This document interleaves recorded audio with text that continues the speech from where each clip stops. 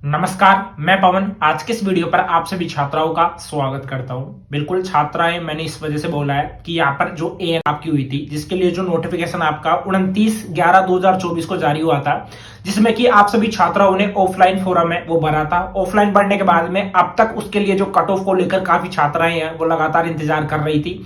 Finally यहाँ पर counselling की जो डेट है वो अनाउंस कर दी गई है। साथ ही में यहाँ पर जो आपकी कट ऑफ है, कट ऑफ भी आपकी जारी हो चुकी है। ठीक है, किस तरीके से आपको काउंसलिंग करवाना होगा, साथ ही में जो कट ऑफ है वो किस डिस्ट्रिक्ट की जारी हुई है, वो भी आपको इस वीडियो के माध्यम से बिल्कुल मैं क्लियर करने वाला हूं।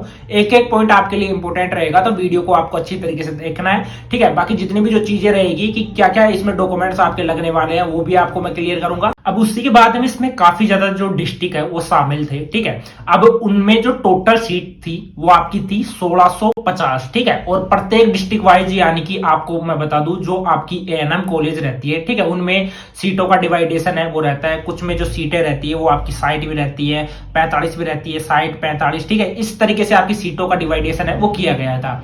अब इसमें क्या क्या डॉक्यूमेंट्स आपके लगने वाले हैं, साथ ही में आपको मैं बता दूं, एक जो डिस्ट्रिक्ट है उसकी जो कट ऑफ है वो जारी भी हो चुकी है। वो आपको इसी वीडियो के माध्यम से मैं बिल्कुल क्लियर करने वाला हूं। मैं बता दूं कि इसका जो नोटिफिकेशन है, वैसे तो नवंबर में ही जारी हो गया था, 2 मंथ हो चुका है और अभी तक आपकी कट ऑफ नहीं आई थी। फाइनली आपको खुशखबरी है, वो कट ऑफ से रिलेटेड मिल चुकी है।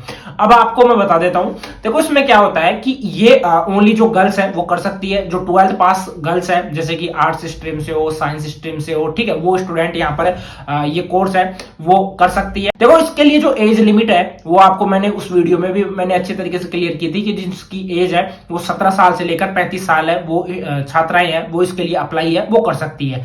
अब उसी के बाद में सबसे पहले इसमें क्या रहता है, इसमें आपको ऑफलाइन फोरम है वो भरना पड़ता है। फोरम भरने के बाद में आपको उसको बाय पोस्ट, जो आपका डिस्ट्रिक्ट है, ठीक है, जहां पर डिस्ट्रिक्ट हेडक्वार्टर रहता है वहां पर आपको फोरम को सबमिट करना होता है। वहां का जो अधिकारी है उस फोरम को, आपका जो फोरम रहता है उसको एक तरीके से अच्छी तरीके से उसकी जांच पड़ताल है वो करता है। उसके बाद में आपकी कट ऑफ है वो जारी होती है। जब आपकी कट ऑफ जारी होगी उसके बाद में आपकी काउंसलिंग होगी। ठीक है, ध्यान रखना, कट ऑफ आपको किस तरीके से मिलेगी ये आपको न्यूज पेपर है, ई पेपर के माध्यम से मिल जाएगी। साथ में जो ऑफिशियल वेबसाइट है, वेबसाइट पर भी इसकी जो कट ऑफ है वो डलती है। वो आपको मैं टेलीग्राम के माध्यम से प्रोवाइड करवा दूंगा। टेलीग्राम का लिंक मैंने डिस्क्रिप्शन बॉक्स में दे रखा है, कमेंट बॉक्स में पिन कर रखा है। तो जिस भी छात्रा ने ज्वाइन नहीं किया है तो तुरंत से आपको ज्वाइन कर लेना है, क्योंकि यहाँ पर जितनी भी जो डिस्ट्रिक्ट है, जिसमें जयपुर भी है, आपका अलवर भी है, उसके बाद में जोधपुर है, भरतपुर है, ठीक है, जितने भी जो आपके डिस्ट्रिक्ट वगैरह रहते हैं, ठीक है, जिसमें कि आपका अजमेर भी रहेगा, उसके बाद में यहाँ पर गंगानगर भी रहेगा। तो जितने भी जो डिस्ट्रिक्ट रहेंगे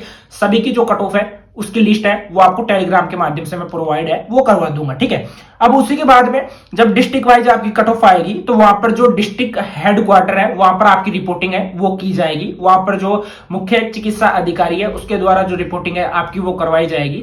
अब रिपोर्टिंग में क्या क्या आपके डॉक्यूमेंट्स है वो लगते हैं वो भी आपको इस वीडियो के माध्यम से देखने को मिलेगा। ठीक है, सबसे पहले जो कट ऑफ है, कट ऑफ आपको मैं क्लियर कर देता हूं। देखो जो कट ऑफ जारी हुई है वो पाली की तरफ से जारी हुई है, जहां पर आप देख भी सकते हो ई पेपर में कि कार्यालय मुख्य चिकित्सा एवं स्वास्थ्य अधिकारी पाली, इसमें एएनएम प्रशिक्षण हेतु काउंसलिंग की सूचना है वो दे दी गई है। ठीक है, और साथ में जो कट ऑफ है वो आपकी जारी हो चुकी है।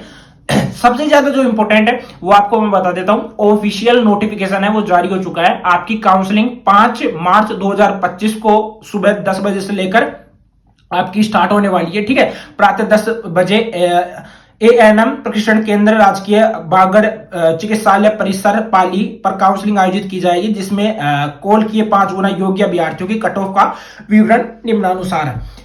फर्स्ट में मैं आपको कट ऑफ का अच्छी तरीके से क्लियर कर देता हूं। देखो इसमें क्या रहता है, जैसे कि मान लीजिए आप यूआर यानी अनरिजर्व कैटेगरी से बिलोंग करते हो, जैसे आप मान लीजिए ओबीसी कैटेगरी के स्टूडेंट हो और आपकी जैसे कट ऑफ है 85 गई। ठीक है, 85 गई तो इसका मतलब यह है कि जैसे आपकी कॉलेज है 85 गई तो 85 से ऊपर है, ठीक है, जिनकी 100 तक भी परसेंटेज बन रही है वो स्टूडेंट वहां पर एलिजिबल होंगे, वो काउंसलिंग है वो करवा पाएंगे। अगर वहां पर क्या होता है कि बाई चांस वहां पर सीटें लिमिट रहती है, ठीक है, जैसे मान लीजिए सीटें आपकी टोटल 60 सीट है, ठीक है, और वहां पर स्टूडेंट है वो 85 से ऊपर 100 हो रहे हैं, तो तो वहां पर क्या किया जाता है, वहां पर 2 गुना 5 गुना इन स्टूडेंट्स को वहां पर सेलेक्ट कर लिया जाता है। तो वहां पर जो आपकी कट ऑफ का जो आंकड़ा नापा जाएगा वो उल्टा नापा जाएगा, यानी कि जो जिसकी 98 है उसको पहले प्रायोरिटी, 97 है जिसकी उसको सेकंड प्रायोरिटी, जिसकी 96 है, 95 है, 94 है, 93 है, 92 है, 91 है, इनको इस तरीके से जो प्रायोरिटी है वो मिलती रहती है।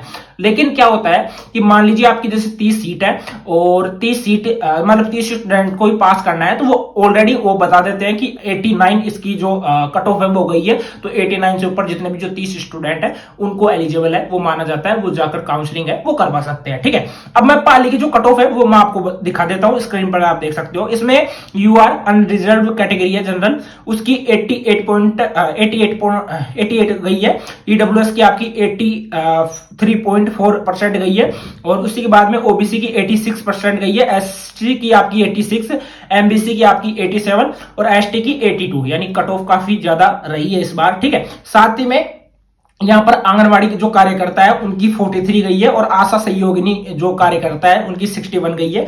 इसमें डीवी भी शामिल रहता है, जो डाइवर्स रहती है, साथ में जो वीडियो रहती है वो भी शामिल रहती है।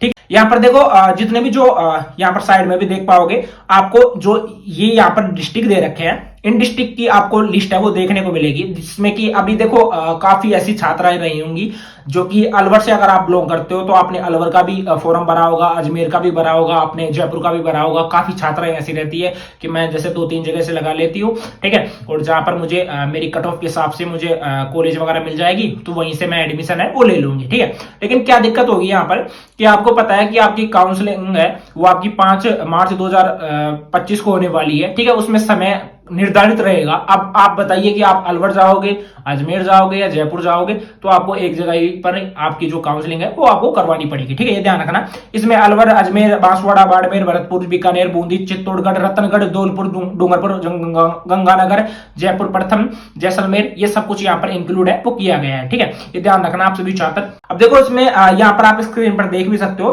कि समस्त मुख्य चिकित्सा एवं स्वास्थ्य अधिकारियों को निर्देशित किया जाता है कि निर्धारित तिथि 5 मार्च 2025 को काउंसलिंग प्रातः 9 बजे से लेकर मध्याह्न 4 बजे तक ही निर्धारित है वो किया जाएगा।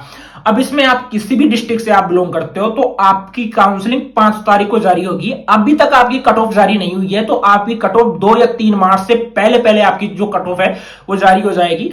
उसमें ध्यान रखना कि आज जैसे आपकी 27 फरवरी 2025 है, आज भी जारी होगी, कल 28 को भी जारी होगी, उसके बाद में 1 को 2 को 3 तक भी आपकी जो कट ऑफ है वो जारी होने वाली है। सभी छात्रों की कट ऑफ है वो जारी होगी। टेलीग्राम को अवश्य ज्वाइन कर लेना, आप सभी छात्राओं को मैं बता रहा हूं। डॉक्यूमेंट्स का मैं क्लियर कर देता हूं। देखो इसमें जो 10th एंड जो 12th की मार्कशीट है वो आपकी कंपलसरी है। बाकी कुछ डिस्ट्रिक्ट के लिए मैं आपको कट ऑफ है वो थोड़ी बहुत आपको मैं एक्सपेक्टेड बता भी देता हूं। ठीक है, इसमें डॉक्यूमेंट्स का आप सभी छात्र ध्यान रखना। इसमें आपकी 10th की मार्कशीट है, देखो डॉक्यूमेंट्स आपके ओरिजिनल लगेंगे, 10th की मार्कशीट लगेगी, 12th की मार्कशीट लगेगी, आपका टीसी लगेगा। ठीक है, जो भी आपका स्कूल रहता है स्कूल से वहां पर टीसी है वो आपको बनवाना होगा। ठीक है, अगर नहीं है तो डुप्लीकेट टीसी भी आपकी लग जाएगी। सीसी है कैरेक्टर सर्टिफिकेट, यानी कि आपका जो चरित्र प्रमाण पत्र है वो भी आपका लगेगा। ध्यान रखना, सीसी भी आपका इंपॉर्टेंट है, जो कि आप स्कूल से बना सकते हो, वहां से वो बना के दे देते हैं। उसके बाद में कैटेगरी सर्टिफिकेट है वो भी आपका लगने वाला है। ठीक है, कैटेगरी या इसको कास्ट सर्टिफिकेट भी आप बोल सकते हो, जाति प्रमाण पत्र। इसका ध्यान रखना 1 साल से पुराना है वो नहीं होना चाहिए। अगर फिलहाल पुराना है ईडब्ल्यूएस से अगर आप बिलोंग करते हो, देखो कास्ट सर्टिफिकेट बिल्कुल SC ST EWS OBC category का बनता है, जनरल का बिल्कुल नहीं बनता है, जो कि मैंने आपको बता दिया। अगर ईडब्ल्यूएस के आप स्टूडेंट हो, अगर आपको ईडब्ल्यूएस बनवानी है तो लास्ट 2 से 3 दिन में अपडेट होकर भी वो आ जाती है। डोमिशियल सर्टिफिकेट है, बिल्कुल मूल निवास है, उसकी काफी ज्यादा जरूरत पड़ेगी। ठीक है, ये डॉक्यूमेंट्स आपके पास में होना चाहिए। आईडी प्रूफ में आपका आधार कार्ड हो गया, जन आधार कार्ड हो गया, उसके बाद में वोटर आईडी कार्ड हो गया, या आपका ड्राइविंग लाइसेंस हो गया, कोई भी हो वो आपका चलेगा। फोटो आपकी 4 फोटो लगने वाली है, जो कि मैंने यहां पर आपको क्लियर कर दिया। और ये आपका कब लगेगा, आपको देखो जब आपको पता लग जाएगा कि आपको इस कट ऑफ लिस्ट में आपका नाम आ चुका है। नाम आने के बाद में आपको जो भी आपका डिस्ट्रिक्ट हेडक्वार्टर रहता है वहां पर आपको जाना होगा, और वहां पर जो मुख्य चिकित्सा अधिकारी है वहीं पर जाकर आपके जो डॉक्यूमेंट्स है वो आपकी वहीं पर वेरीफाई है वो होने वाले हैं। ठीक है, ये चीजें मैंने आपको अच्छी तरीके से क्लियर है वो कर दी है। बाकी कोई डाउट रहेगा तो आप मुझे कमेंट बॉक्स में कमेंट करके पूछ सकती हो, आप जितनी भी छात्रा हो पूछ सकती हो। मैंने एक एक पॉइंट आपको अच्छी तरीके से